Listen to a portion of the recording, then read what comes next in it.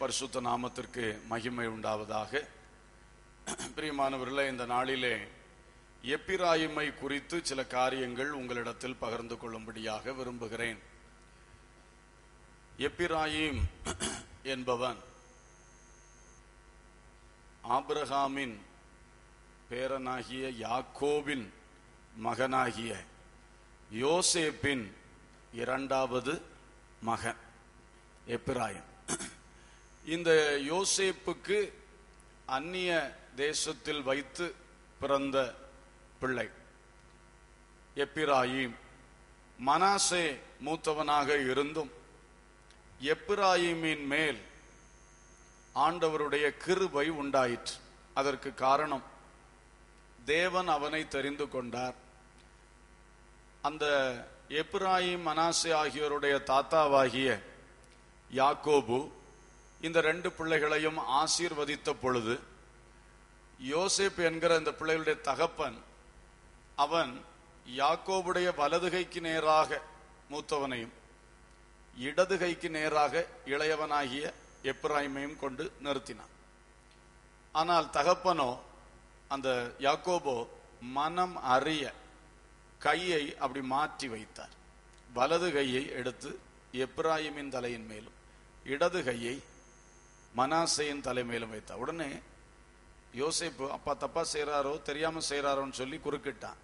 அவர் மனமறிய அதை செய்தார்.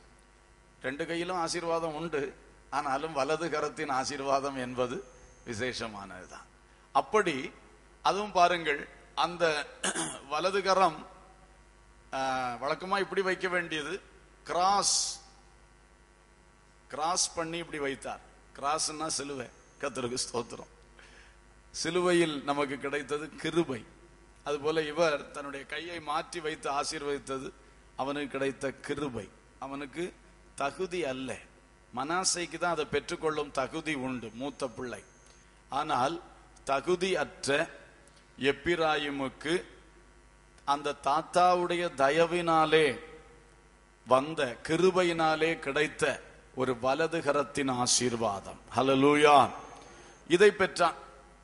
பெற்று அவன் எல்லாவற்றிலும் மேன்மையாக வருகிறான். கர்த்தருக்கு ஸ்தோத்திரம்.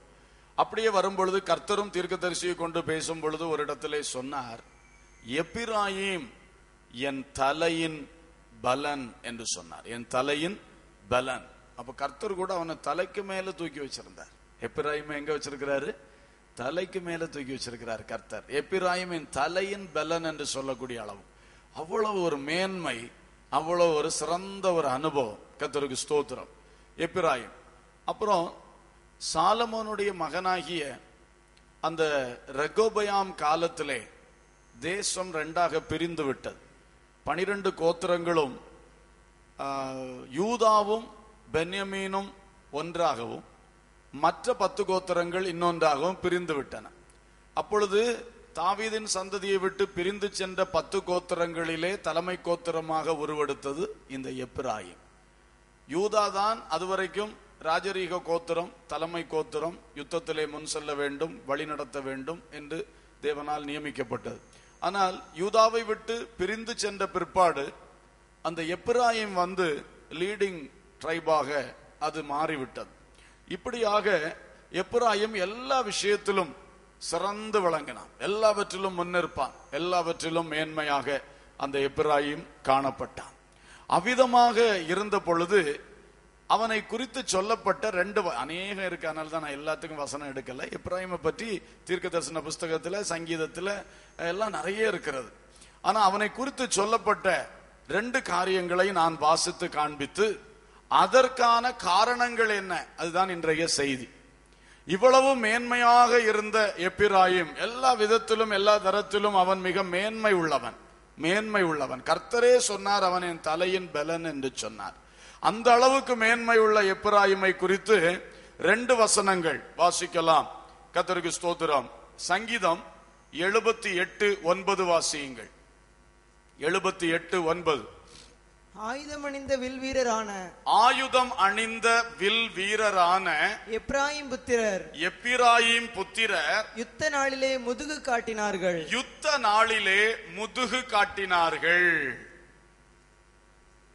எப்பிராயீம் புத்திரர் யுத்த நாளில் என்ன காட்டினார்கள்? சொல்லுங்க. யுத்த நாளில் என்ன காட்டணும்? நெஞ்ச காட்டணும். கர்த்தருக்கு ஸ்தோத்திரம். நெஞ்ச காட்டணும், முன்ன நிக்கணும். அதுவும் இது லீடிங் ட்ரைப், இது தலைமை கோத்திரம். தலைமை கோத்திரம் எப்படி நிற்க வேண்டும்? யுத்தத்தில் முன்னணியில் போய் நிற்க வேண்டும். கர்த்தருக்கு ஸ்தோத்திரம். ஆனால் இவர்களோ யுத்த நாளிலே என்ன காட்டி விட்டார்கள்? முதுகை காட்டி விட்டார்கள். அதாவது முதுகுனா என்ன? பின் திரும்பிட்டாங்கன்னு அர்த்தம். கர்த்தருக்கு ஸ்தோத்திரம். முதுகை காட்டி விட்டார்கள். அதுவும் ஆயுதம் அணிந்த வில் வீரரான எப்பிராயீம் புத்திரர். ஆயுதம் எல்லாம் அணிந்து வில்லெல்லாம் பிடித்து அப்படி அவன் ஆயத்தமாகி அந்த எதிர்த்து போராட வேண்டிய நேரத்திலே பின்வலித்து போய்விட்டான், முதுகு காட்டி போய்விட்டான்.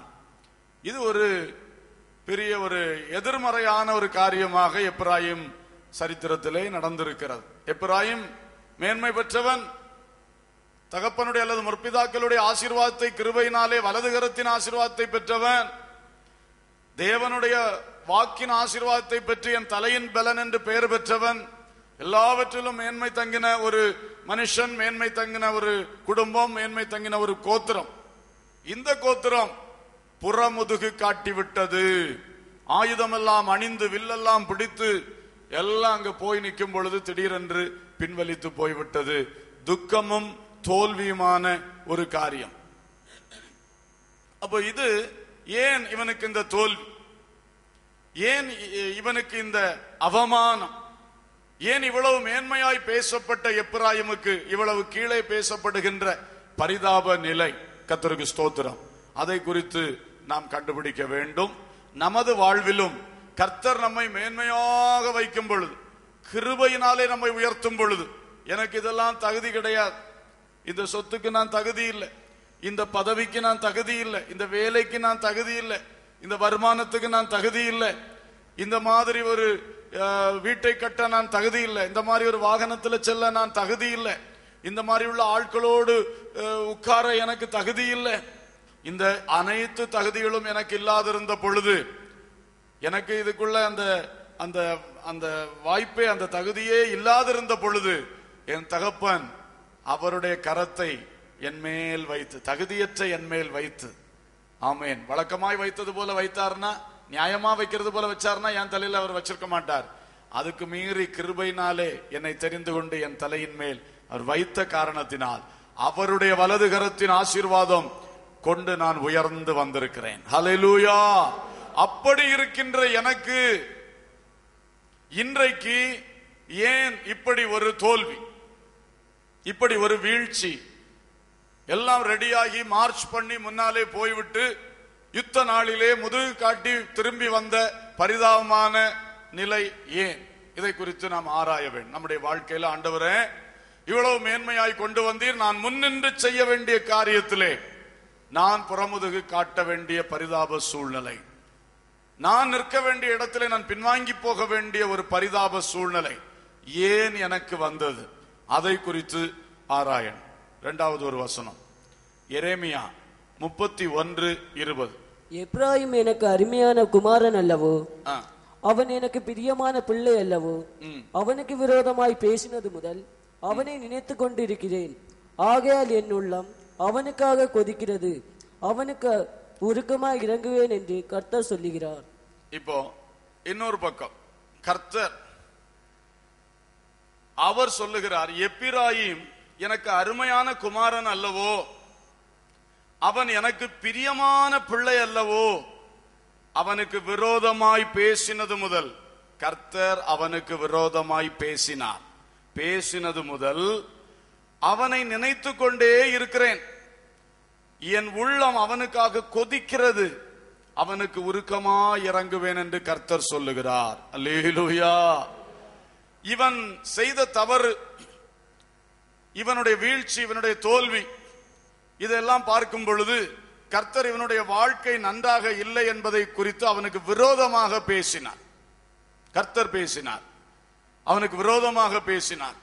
அப்படி விரோதமாக பேசினது முதல் கர்த்தருடைய உள்ளம் அவனை குறித்து என்ன செய்துட்டே இருக்குதான், நினைத்து கொண்டே இருக்கிறது. ஒரு தகப்பன் என்ற நிலையிலே, மற்றவர்களை நடத்துகிறவர் என்ற நிலையிலே இதை நீங்கள் புரிந்து கொள்வீர்கள். நமக்கு கீழே இருக்கிற ஒருவரை நல்லாக செய்யக்கூடியவங்க, நல்லா இருக்கவங்க, பிரியமான பிள்ளை, உத்தமமான குமாரன், அருமையான குமாரன், பிரியமான பிள்ளை என்று சொல்லுகிறார்.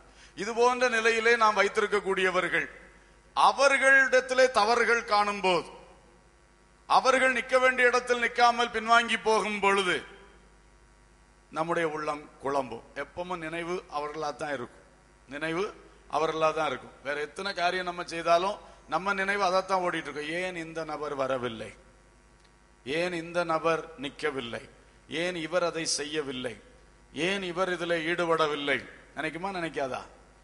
நினைக்கும், கண்டிப்பா. இது எல்லாருக்கும் பழக்கம். ஒரு தகப்பன் என்ற ஸ்தானத்துல நீங்க புரிஞ்சிருப்பீங்க, அனுபவிச்சிருப்பீங்க. நீங்க உங்களுடைய தொழில் வேலைகள், ஊழியத்தில் நீங்கள் பங்கெடுக்கிற பகுதிகள், இவைகளிலும் ஒரு லீடர் என்கிற முறையில நீங்க என்ன செய்திருப்பீங்க, கண்டிப்பா அனுபவப்பட்டிருப்பீங்க. இதேதான் கர்த்தருடைய உள்ளம். அவர் நம்முடைய தகப்பன். அல்லேலூயா. அவருடைய உள்ளம் குழம்பி கொண்டிருக்கிறது. என் உள்ளம் குழம்புகிறது, அவனை குறித்தே நினைத்து கொண்டிருக்கிறேன், அவனுக்கு இறங்கணும், என் உள்ளம் கொதிக்குதுன்னு சொல்றார். என் உள்ளம் கொதிக்குது, நான் அவனுக்கு இறங்கணும் என்று சொல்லுகிறார். அப்போ ஒரு பக்கம் எப்பிராயிமே உன்னுடைய தோல்வி, மறுபக்கம் எப்பிராயிமே உன்னை அன்றைக்கு தகுதியில்லாத உன்னை கிருபையினால் ஆசீர்வதித்த தேவன் உன் தவறும் உன் வீழ்ச்சியையும் கண்டு இன்றைக்கு உன்மேல் நினைவாக இருந்து மறுபடியும் உனக்கு இறங்குவதற்கு துடியாய் துடித்துக் கொண்டிருக்கிறார். அல்லேலூயா. அப்ப இந்த ரெண்டுக்கு நடுவில் நிற்கிற எப்பிராயிம் இன்றைக்கு புரிந்து கொள்ள வேண்டிய காரியத்தை குறித்து தான் நாம் இன்றைக்கு தியானிக்க போகின்றோம். நான் ஒரு பெரிய ஆசீர்வாதத்தை பெற்றேன், தகுதியற்ற எனக்கு பெரிய ஆசீர்வாதம் கிடைத்தது, உயர்வு கிடைத்தது. ஆனால் தேவன் என்னை ஆக்கி வைத்த காரியத்திலே நான் நிக்க வேண்டிய இடத்துல நிக்காம பின்வாங்கி விட்டேன். அதனால் வந்த பாதிப்பு என்ன? என் ஆண்டவருடைய உள்ளம் தாக்கப்பட்டிருக்கிறது, என் ஆண்டவருடைய உள்ளம் பாதிப்படைந்திருக்கிறது, ஆண்டவருடைய உள்ளம் குழம்பி கொண்டிருக்கிறது. என் நிமித்தமாக. கர்த்தருக்கு ஸ்தோத்திரம். ரொம்ப முக்கியம். நாம் செய்கிற சில தவறுகளினாலே, நாம் சரியான காரியத்திலே செய்ய வேண்டியதை செய்யாமல் இருக்கும் பொழுது பல குழப்பங்கள் வரும். யோனா தீர்க்கதரிசி போக வேண்டிய இடத்துக்கு போகாம இருந்ததுனால அன்றைக்கு பெரிய குழப்பம். அவர் போன குழப்பம், சமுத்திரத்துல குழப்பம், அந்த சமுத்திரத்துல வாழ்ந்த ஒரு மீனுக்கு குழப்பம், ஆகப்பாடு எல்லாருக்கும் குழப்பம். ஒரே மனிதன் தான் நிற்க வேண்டிய இடத்தில் நிற்காமல் செய்ய வேண்டிய காரியத்தை செய்யாமல் இருந்த காரணத்தினாலே, காரணம் அவன் தேவனால் தெரிந்து கொள்ளப்பட்டவன், அவன் தேவனால் ஒரு பொறுப்பு ஒப்பு கொடுக்கப்பட்டவன். ஆனால் அதை அவன் செய்யாத காரணத்தினாலே அன்றைக்கு அனைத்திலும் குழப்பம் உண்டாயிற்று. அப்ப ஒரு தேவ மனுஷனுடைய உள்ளத்தில் எழும்புகிற குழப்பம் உலகத்தையே குழப்புகிறது, எல்லாரையும் குழப்பி கஷ்டப்படுத்துகிறது. அந்த தேவ மனுஷன் திருந்தி விட்டான் என்று சொன்னார், அந்த தேவ பிள்ளை திருந்தி விட்டான், திருந்தி விட்டாள் என்று சொன்னால் பெரிய ஆபத்துக்குள்ள போகிற நினிவே எளிதாய் காப்பாற்றப்படும். அல்லேலூயா. கர்த்தருக்கு ஸ்தோத்திரம். அதுபோல இப்போ தேவன வரைக்கும் பாதித்திருக்கிறது எப்பிராயிமுடைய காரியம்.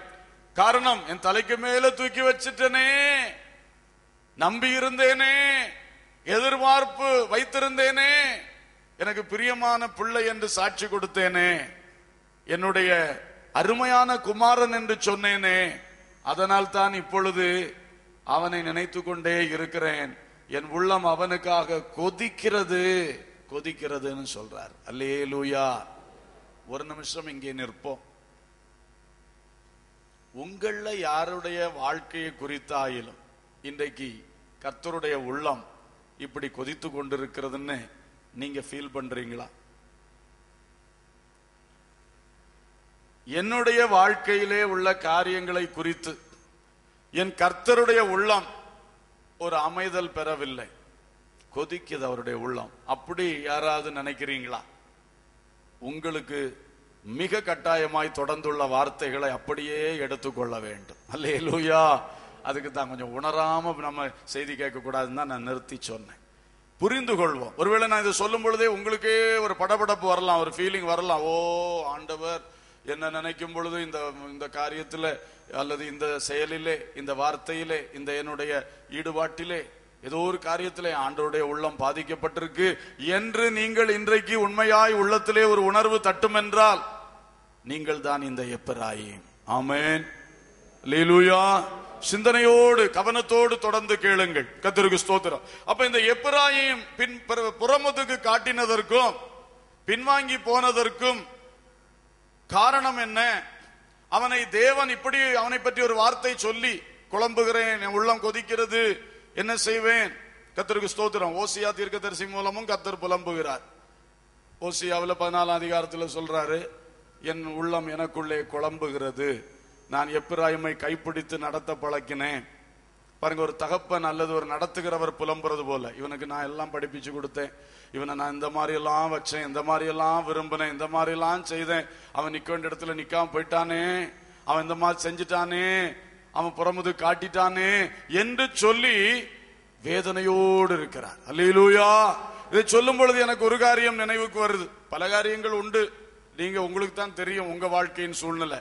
ஆனா ஒன்று என் கண்ணுக்கு முன்னால, கர்த்தருடைய கண்களுக்கும் முன்னதாக இங்கே சிலர் செய்யக்கூடிய வேலை, கர்த்தருடைய திருவிருந்து ஆராதனையில அப்படியே முதுக காட்டி எழும்பி போறீங்க. நிக்க வேண்டிய இடத்தில் நீங்கள் நிக்காமல் முதுகு காட்டி எழும்பி போறவர்கள், அது இந்த சபையில நடந்துட்டு இருக்கு.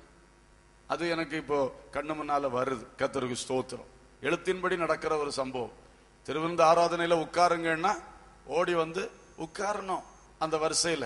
அதுக்கு பதில் சில விசுவாசிகள், ஞானஸ்நானம் பெற்ற கர்த்தருடைய பிள்ளைகள் திருவிருந்து ஆராதனை சமயம் முதுகு காட்டி போயிட்டே இருப்பாங்க. என் கண்ணு பார்த்து அதை பல வேளை நான் வேதனைப்படுவது உண்டு. கர்த்தரும் அதை வேதனைப்படுவார். இது கர்த்தருடைய சமூகம், கர்த்தர் இருக்கிற இடம், கர்த்தர் பார்க்கிறார், புறமுதுகு காட்டி. அப்பதான் ஆண்டவர் இப்படி குழம்புவார், எப்பிராயீமே எங்க இருந்தா நீ? உன்னை நான் எப்படி தூக்கி எடுத்து கொண்டு வந்து என் ரத்தத்தினால கழுவி என் வசனமாய் சத்தியத்தை உனக்கு தந்து உன்னை சபை நடுவே நிறுத்தினேன், நித்திய ஜீவனுக்கு அவகாசியாக உன்னை மாற்றினேன். இன்றைக்கு நான் என்னுடைய சரீரத்தையும் ரத்தத்தையும் உனக்கு தந்து உன்னோடு ஐக்கியப்படணும்னு நான் இருக்கும் பொழுது நீ முதுகு காட்டி போய் கொண்டிருக்கிறாய். எத்தனை வேதனை. அப்பதான் அவர் புலம்புறார், எப்பிராயீமே எப்பிராயீமே எப்பிராயீமே என்று சொல்லி. ஆனாலும் வேதனை ஒரு பக்கம், மறுபக்கம் சொல்றாரு, நான் இறங்குவேன், இன்னும் ஒரு சான்ஸ் உனக்கு தருவேன், நான் இறங்குவேன், அதற்கு நான் ஆவலாக இருக்கிறேன். நீ வருவாயா? நீ உன்னை பற்றி உணர்வாயா? நீ திருந்துவாயா என்று சொல்லிதான் கர்த்தர் உருக்கத்தோடு இருக்கிறார். அல்லேலூயா. உருக்கத்தோடு இருக்கிறார். வைராக்கியத்தோடு கோபத்தோடு இருக்கவில்லை, உருக்கத்தோடு இறங்குவேன் சொல்றார். உருக்கத்தோடு இறங்குவேன். ஆனா நீ கொஞ்சம் திருந்தணும், நீ திருந்தணும். உன்னை நான் எல்லார போல வைக்கவில்லை, என் வலது கரத்தின் ஆசீர்வாதத்தை உனக்கு தந்தேன். ஹல்லேலூயா. வலது கரத்தின் ஆசீர்வாதத்தினால் தான் உன் வாழ்க்கை இன்றைக்கு இந்த நிலைக்கு வந்திருக்கிறது. 10 ஆண்டுகளுக்கு முன், 20 ஆண்டுகளுக்கு முன் நீங்கள் வாழ்ந்த வாழ்க்கையை சிந்தித்து பாருங்கள்.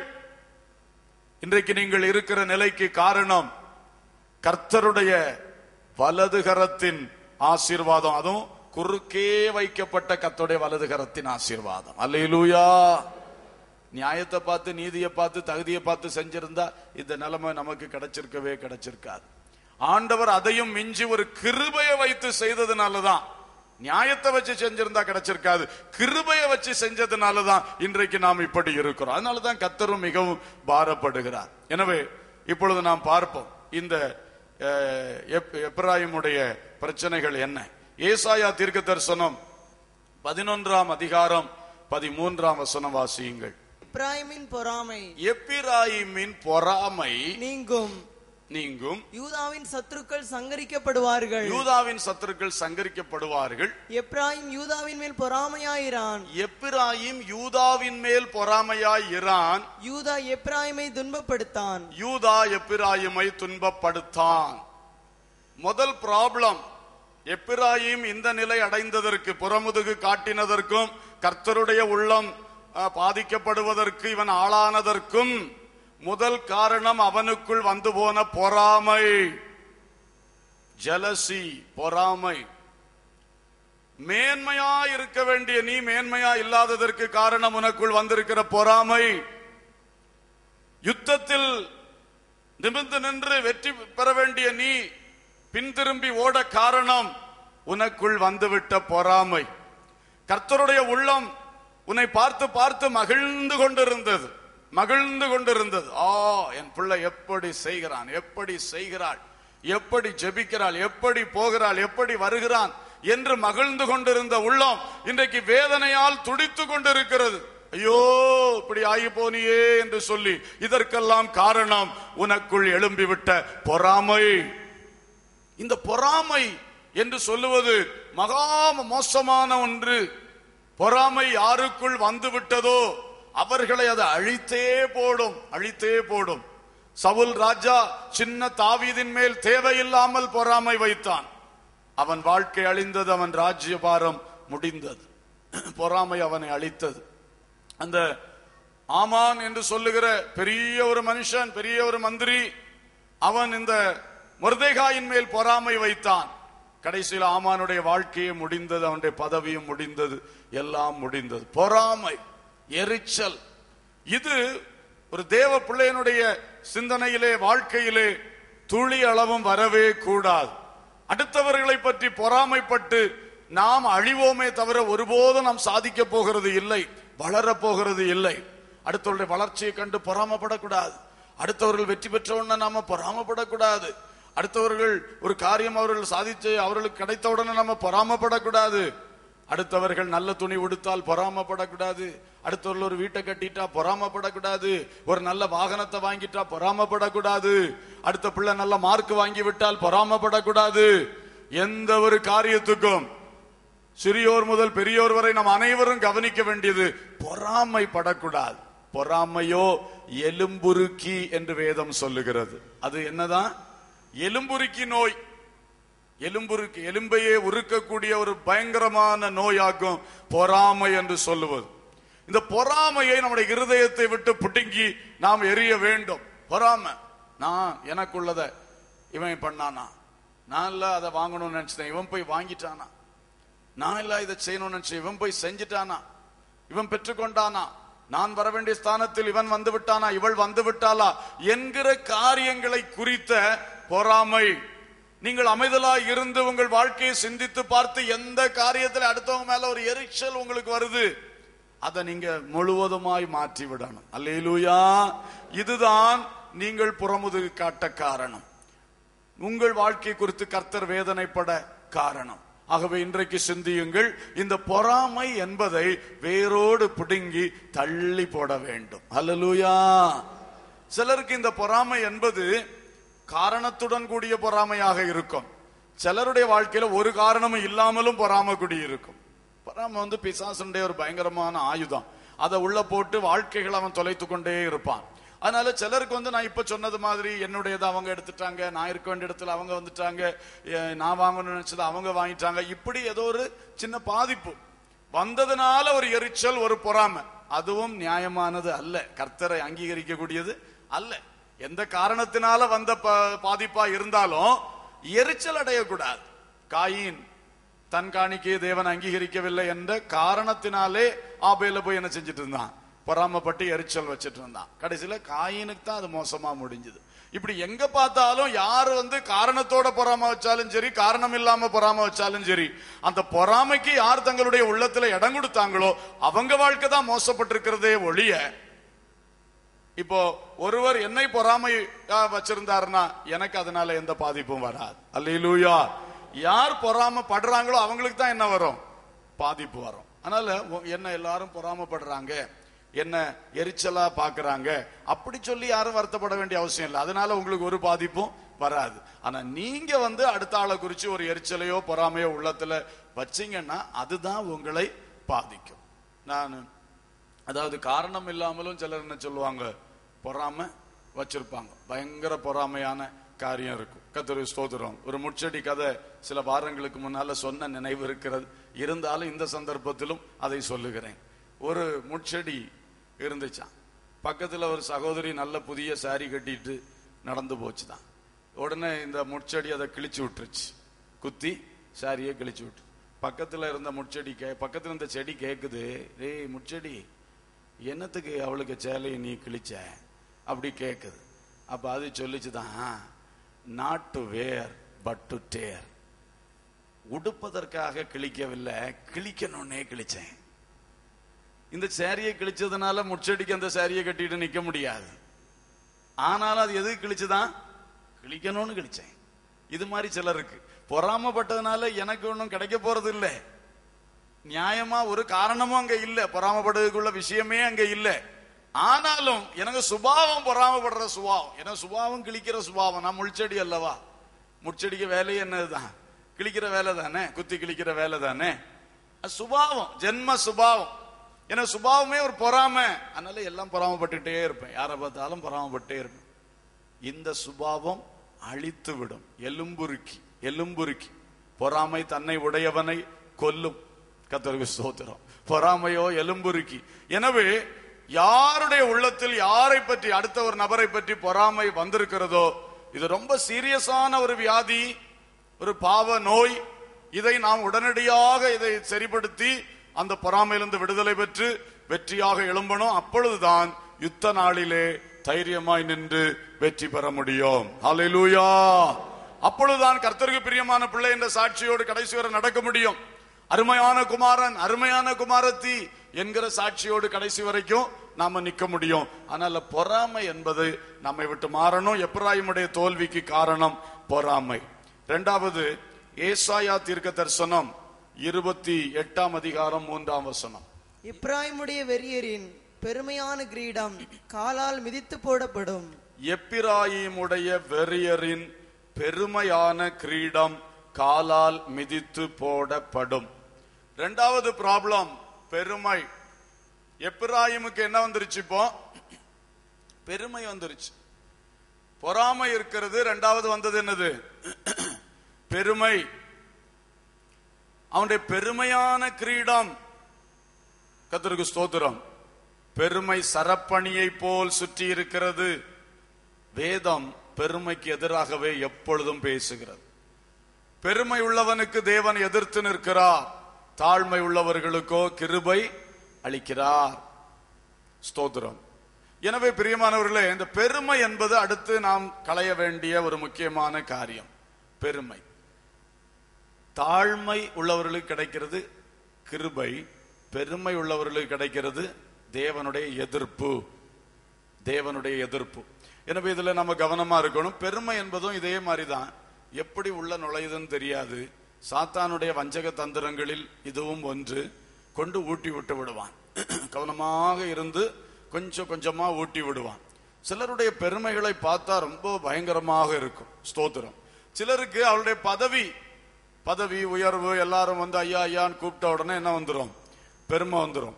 அது அந்த வழியில வரக்கூடிய பெருமைகள். சிலருக்கு அந்த அவளுடைய சூழ்நிலைகள். நல்லா படிச்சிருப்பாங்க, நல்லா படிச்ச உடனே சில காரியங்கள்னா இவங்க பேசுற கருத்துக்கு ஒரு மதிப்பு இருக்கும். மற்றவங்க எல்லாம் பேசுவாங்க, இவங்க ஒரு வார்த்தையை போடுவாங்க, போட்டு அந்த படிச்சதுக்கு தக்க ஒரு பெரிய கருத்தை போட்டாங்க, பெரிய மதிப்பு. உடனே அந்த மதிப்பு.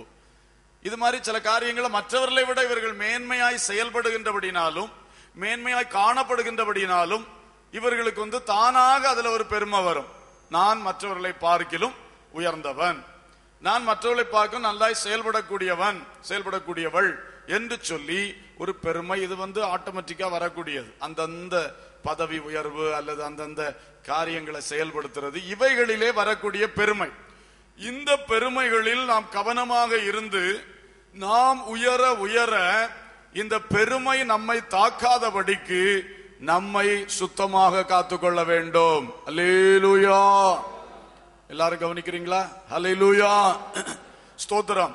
பெருமை நம்மை தொட்டு விடாதபடி காத்துக்கொள்ள வேண்டும். கர்த்தருக்கு ஸ்தோத்திரம். ஒரு நாள் நாம் வாடகை வீட்டிலே இருந்தோம். ஆண்டவர் கிருபையாக ரொம்ப தாழ்மைப்பட்டோம். வாடகை வீட்டில இருந்து கஷ்டப்பட்டு அந்த எஜமான் திடீர்னு வந்து சொல்லக்கூடிய காரியங்கள், அவங்க பேசக்கூடிய வார்த்தைகள்ல ரொம்ப சங்கடப்பட்டு அழுத நாட்கள் உண்டு, வேதனைப்பட்ட நாட்கள் உண்டு. அழுது, ஆண்டவரே எனக்கு ஒரு சொந்த வீடு கிடைக்காதாப்பா என்று சொல்லியெல்லாம் குமுறின நாட்கள் உண்டு. அந்த தாழ்மையை கர்த்தர் பார்த்து, அந்த சிறுமைப்பட்ட அனுபவத்தை கர்த்தர் பார்த்து கிருபையை ஊற்றினார். அந்த கிருபையினாலே ஒரு சொந்த இடம் வாங்கி, ஒரு நல்ல வீடை கட்டி, ஒரு 2 மாடி கட்டி, எல்லாம் அழகா நம்ம இன்றைக்கு முடிச்சு நல்லா இருக்கிறோம். அப்போ அது மேல நம்ம நடக்கும் பொழுது, அந்த மாடியில போய் உலாவும் பொழுது திடீர்னு என் வீடு எவ்வளவு பெருசா இருக்கு, என் வீடு எவ்வளவு உயரமா இருக்கு, மற்ற வீடுகள்லாம் பார்க்கிறோம். ஒரு சின்ன ஒரு பெருமையின் எண்ணம். இப்படிதான் சிம்பிளா ஒவ்வொரு எண்ணம் வாரது, ஒவ்வொன்றை பற்றி இப்படியே இந்த பெருமை வந்து வந்து வந்து கடைசியில இந்த பெருமை மனுஷனை அழித்து போடும். அதனால பெருமைக்கு இடமே கொடுக்க கூடாது. இப்படிப்பட்ட நினைவு வந்த உடனே சொல்லும், ஓ இது தேவன் தந்தது, இது தேவன் தந்தது. நான் என் மகிமை பிரதாபத்துக்காக கட்டி உண்டாக்குன மகா பாபிலோன் என்று நேபுகாத்நேச்சார் ராஜா சொன்னார். சொன்ன உடனே கர்த்தர் அவரை ராஜரீகத்திலிருந்து மட்டுமல்ல மனுஷீகத்திலிருந்தே தள்ளி போட்டார். மிருகத்தோடு புல்ல சாப்பிட்டு கிட, பனியிலையும் வெயிலையும் நனைஞ்சு கிடன்னு சொல்லி போட்டார். எவ்வளவு சங்கடமான காரியம். பெருமை உள்ளவனை தேவன் கவிழ்த்து போடுகிறார், அவனுக்கு எதிரியாக நிற்கிறார். எனவே சின்ன சின்ன பெருமை வரும் பொழுது நாம நினைக்கணும், ஆண்டவரே இதுல என்னுடைய இது என்ன இருக்கு, ஏதோ நீர் கிருபை வைத்து எனக்கு தந்திருக்கிறீரப்பா, இந்த வீடை உம்முடைய கிருபையினால கட்டி இருக்கிறேன், இந்த சொத்து உங்க கிருபையினால எனக்கு கிடைத்தது, இந்த வண்டி உம்முடைய கிருபையினால கிடைச்சது, இந்த பதவி உம்முடைய கிருபையினால கிடைச்சது, இந்த வேலை உம்முடைய கிருபையினால கிடைச்சது, இந்த சம்பளம் உம்முடைய கிருபையினால கிடைச்சதப்பா, என் பிள்ளை நல்லா படிக்குது, இந்த பிள்ளையை கிருபையாக நீர் படிக்க வைக்கிறீர் ஆண்டவரே, அல்லேலூயா. எந்த ஒரு காரியத்திலும் இப்படிப்பட்ட இது நல்லா இருக்கு, இது மேன்மையா இருக்குன்ற நினைவு வந்த உடனே அந்த நினைவை கவுண்டர் பண்ணணும், அந்த நினைவை இன்னொரு நினைவினால அடிக்கணும். அதுதான் கிருபையினால் கிடைத்தது என்ற நினைவினால் இந்த பெருமையின் எண்ணத்தை உடைக்கணும். அல்லேலூயா. கைகளை உயர்த்துங்கள். அல்லேலூயா. Praise the lord. எப்பொழுதும் நினைச்சுங்க, சின்ன சிம்பிள் ஒரு நினைவுக்கு கொடுத்தாலும் அங்கிருந்து அது முளைக்க ஆரம்பிச்சிடும். அதனால ஒரு சின்ன நினைவுக்கு கூட விடக்கூடாது. எனக்கு இது இருக்கு, எனக்கு இதை செய்ய முடியும், எனக்கு இதுல ஒரு மேன்மை இருக்கு என்ற எண்ணம் வரும், வராம இருக்கவே செய்யாது, எல்லாருக்கும் வரும். அது வந்த உடனே அதை எதிர் எண்ணத்தை போட்டு அடித்து துரத்தி விட வேண்டும். அந்த எண்ணம் தான், ஆம் இந்த மேன்மை கர்த்தர் எனக்கு கிருபையாய் தந்தது. அல்லேலூயா. இப்படி ஒரு தேவ கிருபை கொடுத்த ஒரு எண்ணத்தினாலும் அந்த அறிக்கையினாலும் அதை வெட்டி வெட்டி வெட்டி தள்ளும் போது அந்த பெருமை என்ற செடி அங்க வளராது, அது நம்முடைய வாழ்க்கையை ஒருபோதும் சேதப்படுத்தாது. அல்லேலூயா. அல்லேலூயா.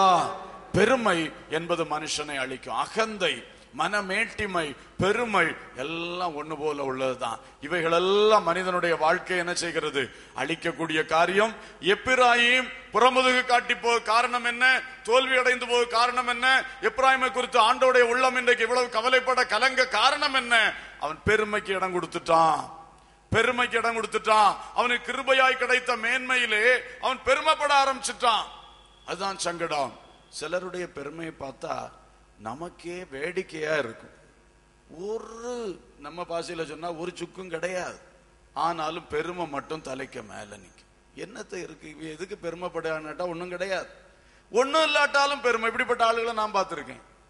ஒன்னும் இல்லாட்டாலும் பெருமைப்படுவார்கள். பெருமைப்படும், நான் தான் நான் தான் நான் தான் நான் தான். அந்த நான் தான்ல ஒரு விஷயம் செய்யறதுக்கு அவைகளுக்கு தெரியவும் செய்யாது, முடியவும் செய்யாது. ஆனாலும் ஒரு பெருமை. ரொம்ப சங்கடம். சிலரை பார்த்தா அவங்க பேசுனா தெரியும், ஒரு தலைக்கு மேல ஒரு மயில் ஆடிக்கிட்டு நிக்குது. மயில் என்ன மயில், பெருமை என்கிற மயில் ஆடிக்கிட்டு நிக்குது. பார்த்தாலே தெரிஞ்சிடும். ஒன்னும் இல்லாட்டாலும் விடுற பேச்சு பார்த்தா சவடால்னு சொல்லுவாங்க நம்ம ஊர்ல. சவடால் விடுகிற ஆட்கள், பெருமை பேச்சு பேசுகிற ஆட்கள். ரொம்ப நமக்கே கஷ்டமா இருக்கும் அந்த பேச்சுகளை கேட்டா. அப்ப ஆண்டவருக்கு எப்படி இருக்கும்? நம்ம அவைகளுக்கு ஒன்றும் செய்ததும் இல்லை, வச்சதும் இல்லை.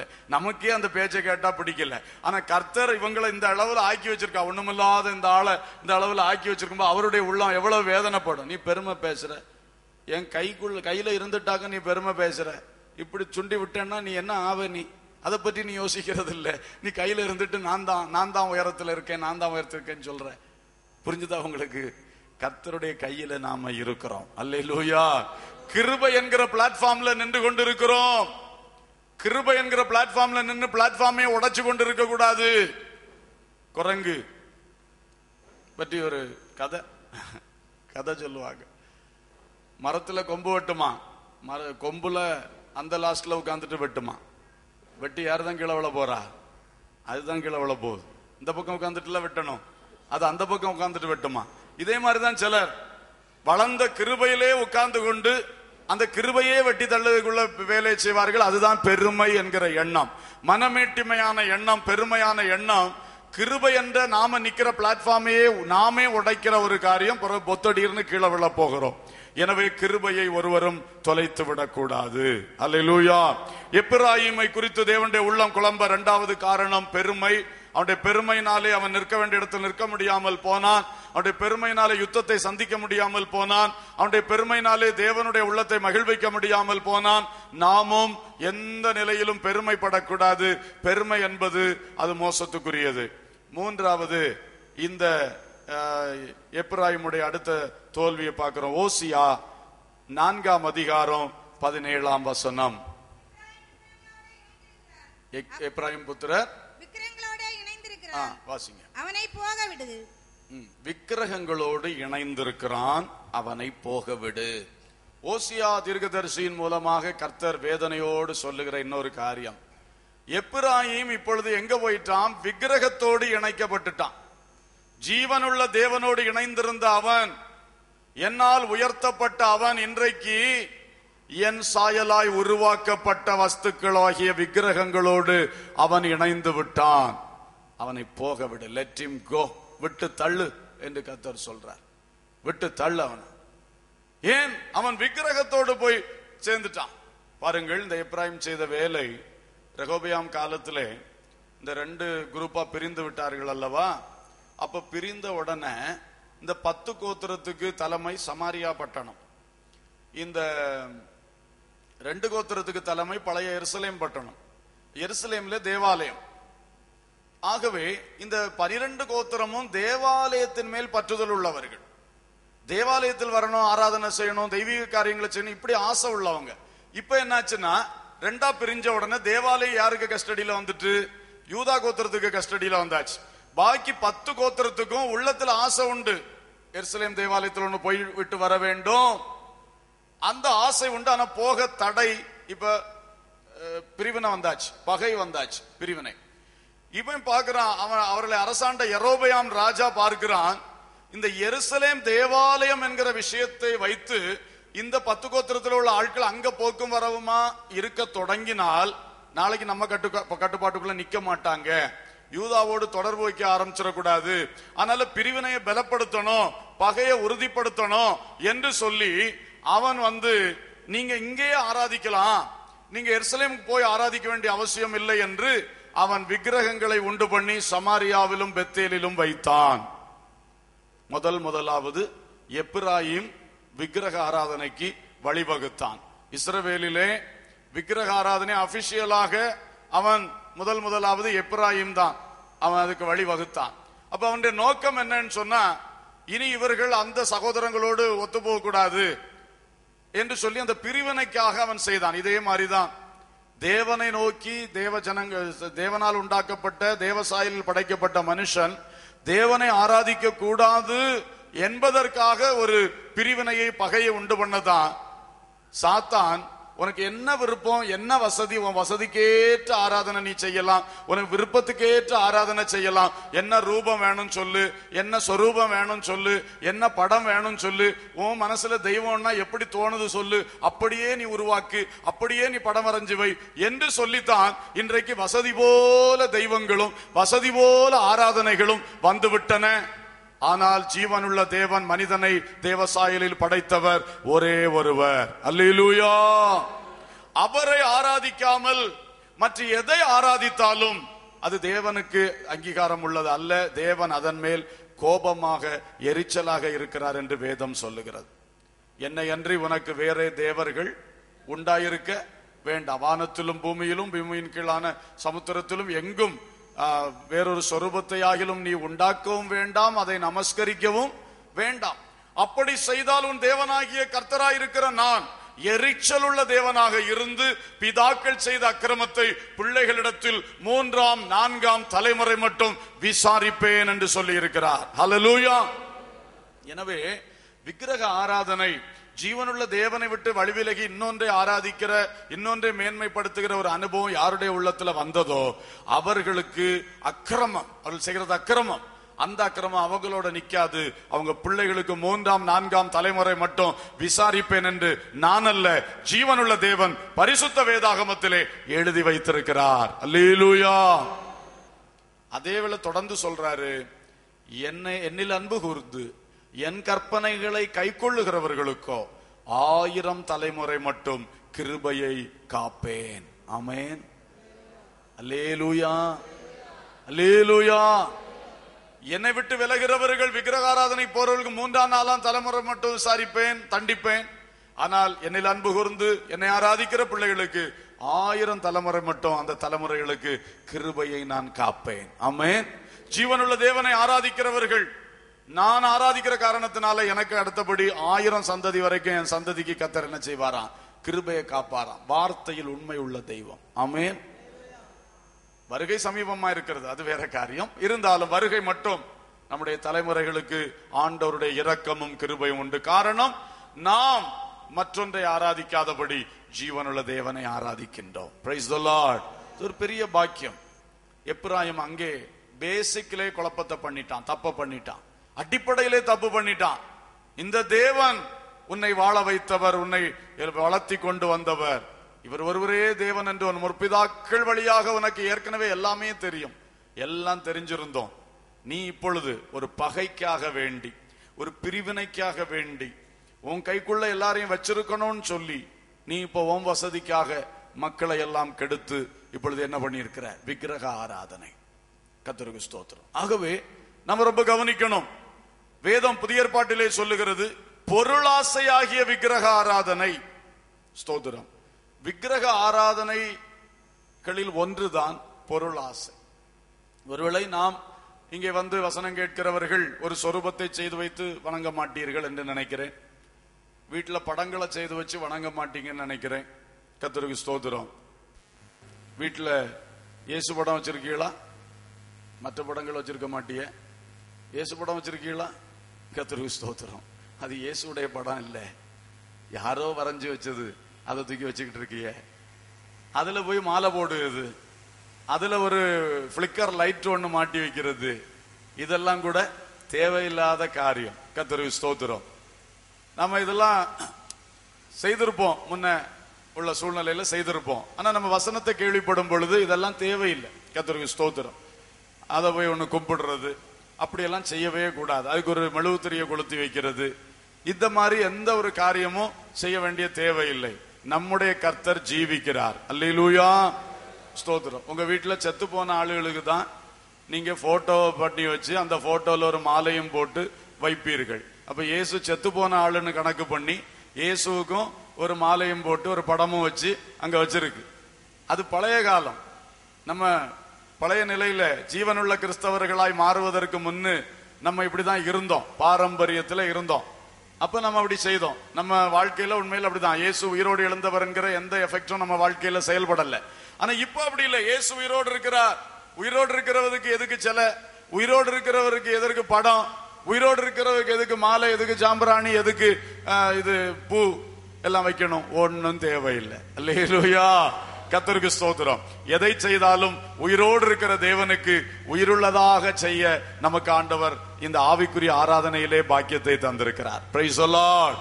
எனவே இவைகளை கவனித்துக் கொள்ளுங்கள். இப்படிப்பட்ட காரியங்கள் நம்ம விசுவாசிகளுடைய வீட்டில் இருக்கக்கூடாது. ஒன்னும் தேவையில்லை. வசனத்தை எழுதி போடுங்க. உபாகம புஸ்தகத்துல 6ஆம் அதிகாரத்துல கர்த்தர் சொல்றார், உன் வீட்டுல நிலைக்கால்கள்ல அங்க இங்க எல்லா இடத்துலயும் வசனத்தை எழுதி போடுன்னு தான் சொல்லி இருக்கிறார். வசனத்தை எழுதி போடு. வசனம் அது வாசிக்க வாசிக்க உணர்வை கொடுக்கும். வசனம் வாசிக்க வாசிக்க நமக்கு ஒரு பலனை கொடுக்கும். அந்த வசனங்களை எவ்வளவு வசன போட்டோ வாங்கி போட முடியுமா, வசன இதுகள் அந்த போர்டுகளை வாங்கி போட முடியுமா, அது நல்லது. கர்த்தருக்கு ஸ்தோத்திரம். இது தவிர மற்றபடி இந்த மாதிரி படங்கள் நமக்கு தேவையில்லை. அல்லேலூயா, ஸ்தோத்திரம். இன்னொன்னு, இருதயத்துல ஆசை, பொருள் மேல ஆசை, பொருள் ஆசை, பண ஆசை, மண் ஆசை, இந்த எல்லா ஆசையுமே கர்த்தருக்கு பிடிக்காது. காரணம், இருதயத்தில் கர்த்தர் வீற்றிருக்கும்படி விரும்புகிறார். ஆமென். நம்முடைய இருதயத்தில் உள்ள சிங்காசனத்திலே இயேசு உட்கார்ந்து இருக்க விரும்புகிறார். ராஜாதி ராஜாவாய், ஆராதிக்கப்படுகிற தேவாதி தேவனாய், கர்த்தாதி கர்த்தராக இயேசு இங்க வீட்டிருக்க விரும்புகிறாரு. அந்த இடத்துல நாம ஏதோ ஒரு பொருளை தூக்கி வச்சுட்டோம்னா அவர் சொல்றார், நான் எரிச்சல் உள்ள தேவனா இருப்பேன், 3ஆம் 4ஆம் தலைமுறை மட்டும் விசாரிப்பேன் சொல்றார். பொருளாசைக்கு இடம் கொடுக்காதிருங்கள். பொருளாசை என்பது விக்கிரக ஆராதனை. பொருட்கள் மேல, பணத்தின் மேல, சொத்துக்கள் மேல, எதன் மேலையும் ஒரு ஆசை வைக்க கூடாது. அது சிம்பிள். என்னன்னா, சொத்து, பணம், பொருள் எல்லாம் இருக்க வேண்டிய இடத்துல இருக்கணும். எதையும் நம்முடைய உள்ளத்திலே சுமக்க கூடாது. தேவ பிள்ளைகளே, இந்த எப்ராயிமுடைய அடுத்த தோல்விக்கு காரணம் விக்கிரகத்தோடு அவன் சேர்ந்து விட்டான். அங்கே அவனுடைய மனம் ஒட்டி விட்டது. ஜீவனுள்ள தேவனை விட்டு விலகி விட்டான். இன்றைக்கு யார் ஞாயிற்றுக்கிழமை ஆராதனையில் மட்டும்தான் தேவன், அதுக்கு பிறகு தேவனை விட்டு விலகி உங்கள் உலக வேலையோடு, உலக பொருளோடு, பணத்தோடு மட்டும் ஒட்டி கொண்டிருந்தா நீங்களும் ஏறக்குறைய விக்கிரக ஆராதனை தான். கவனித்துக் கொள்ளுங்கள். உங்களுக்கு நான் ஸ்பெஷலா சொல்றேன். கர்த்தருக்கு ஸ்தோத்திரம். ஞாயிற்றுக்கிழமை மட்டும் தேவனோடு நான் எனக்கு ஒட்டுதல் உண்டு. பாடுவேன், ஆராதிப்பேன், பிரசங்கம் கேட்பேன், ஆராதனைக்கு போயிட்டு வருவேன். அதுக்கப்புறம் பார்த்தா இந்த தேவன் அங்க விட்டுட்டே போயிருவேன். அப்புறம் என் இஷ்டம் போல எல்லாம் உலகத்தோடு உலகமாய் அங்கேயே ஒட்டி கிடப்பேன். தேவனை பற்றி நினைவும் வராது. தேவனை பற்றி தேவனோடு ஜெபிக்கிறது இல்ல, ஆராதிக்கிறது இல்ல என்ற சூழ்நிலையில் வாழ்ந்தால் அதுவும் விக்கிரக ஆராதனைக்கு நேரம் உங்களை கொண்டு போயிட்டு இருக்குன்னு அர்த்தம். தேவனை விட்டு பிரிச்சிட்டு இருக்குன்னு அர்த்தம். கவனித்துக் கொள்ளுங்கள். அது போல ஒரு சங்கடமான காரியம். கர்த்தருக்கு ஸ்தோத்திரம். 8 மணிக்கு ஆராதனை தொடங்குது. அநேகர் வருகிறது 9, 9:30. ஆராதனை என்பதே உங்களுக்கு இல்ல. ஞாயிறு ஆராதனைக்கு போயிட்டு வரேன்னு நீங்க சொல்ல முடியாது. ஞாயிறு செய்திக்கு போயிட்டு வரேன்னு தான் சொல்ல முடியும். நீங்க எதுக்கு வந்திருக்கிறீங்க? இப்போ ஒரு பிரசங்கம் இங்க நடக்குது, அந்த செய்திக்கு வந்துட்டு போறீங்க. செய்தி மட்டும் போதுமா வாழ்க்கையிலே? ஆராதனை இங்கே நீங்க கூடி வந்து ஆராதித்தீர்களா?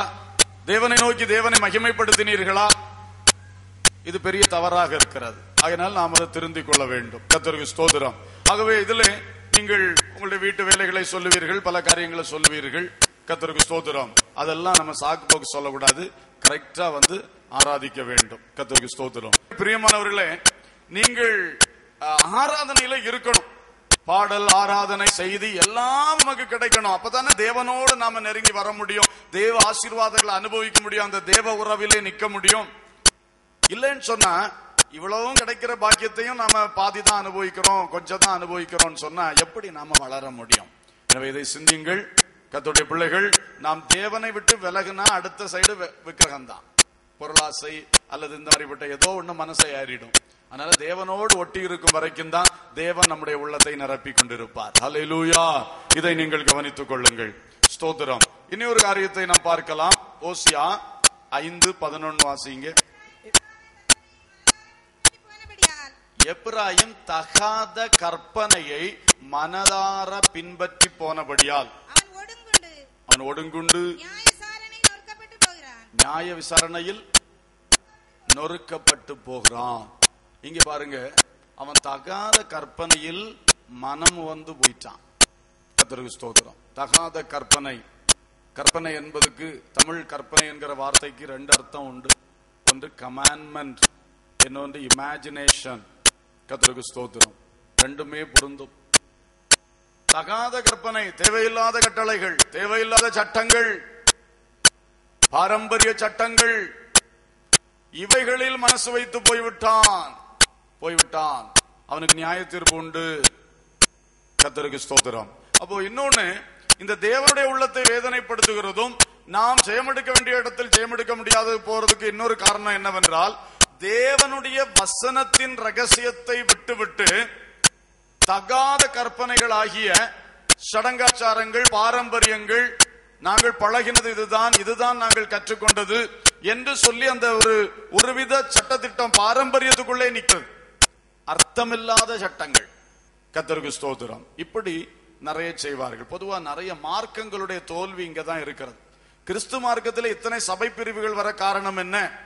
டினாமினேஷன்ஸ் ஆஃப்டர் டினாமினேஷன்ஸ் வர காரணம் என்ன? ஒரு நல்ல வெளிச்சத்தை கொடுத்து கர்த்தர் எழுப்புவார், நல்லா வருவார்கள். ஒரு இடம் வரும் பொழுது இதுதான், இதுக்கு மேல தேவனுடைய சத்தியத்தை நாங்க ஏற்றுக்கொள்ள மாட்டோம், பரிசுத்த ஆவியானவர் தருகிற இந்த புதிய வெளிச்சத்தை நாங்கள் ஏற்றுக்கொள்ள மாட்டோம் என்று சொல்லி அங்கே பாரம்பரியமா பிடிபட்டு நிற்பார்கள். அதுக்கு பிறகு வளர்ச்சி இல்லை. அதனால கர்த்தர் அடுத்ததை எழுப்புகிறார். அடுத்ததை எழுப்பு. இப்படித்தான் எழும்பி எழும்பி வருகிறது. சத்தியத்தை தேவன் வெளிப்படுத்தும் பொழுது, அந்த தேவன் வேத வசனத்தின் ரகசியங்களை வெளிப்படுத்தும் பொழுது அந்த ஆவியானுடைய நடத்துதல நம்ம போக வேண்டும். எங்கேயோ ஒரு இடத்துல கட்டுப்பட்டு இதுதான் அது கிடையாது அப்படி சொல்லக்கூடாது. பைபிள் எடுத்து பார்க்கணும். பைபிள் தான் நமக்கு சட்ட புஸ்தகம். அந்த பைபிள் எடுத்து உபதேசம் என்ன, எப்படி நான் வாழணும், எப்படி நான் நடக்கணும், அதுதான். கர்த்தருக்கு ஸ்தோத்திரம். உபதேசத்தை யாரும் மாற்ற முடியாது.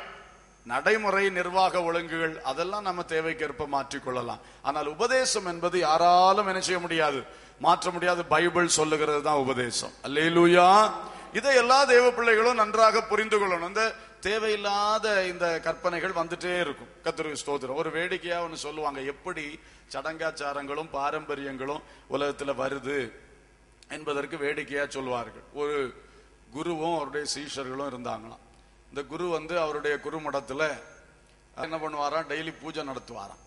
அப்ப இவர் பூஜை நடத்திட்டு இருக்கும் பொழுது என்ன ஆச்சுன்னு சொன்னா, கொஞ்ச நாள் கழிச்சு இந்த குருமடத்துல எலி பெருகிட்டு, எலி தொல்லை.